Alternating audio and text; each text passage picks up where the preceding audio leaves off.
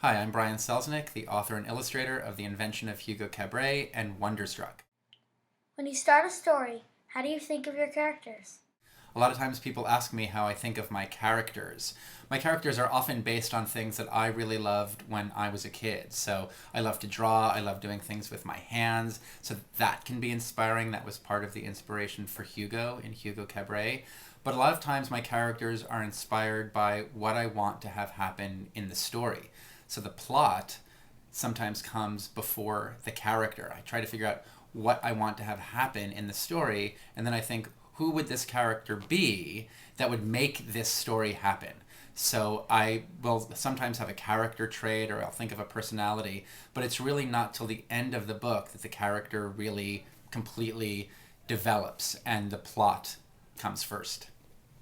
When did you know you wanted to be a writer? When I was a kid, I really loved to draw and I really loved to make things.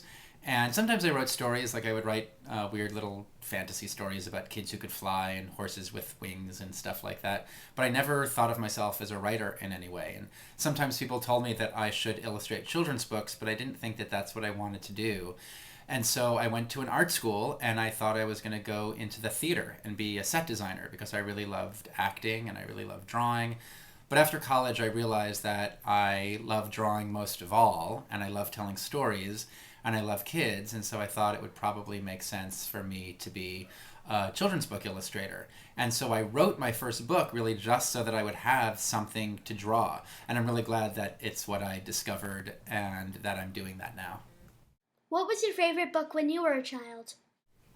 When I was a kid, my favorite author and illustrator was Remy Charlip. He made a book called Fortunately, which is a really, really funny story about a kid who gets an invitation to a surprise party. And so he sets off on this big adventure, and every time you turn the page, a very funny and surprising thing happens in the story, and it used to make me laugh a lot when I was a kid.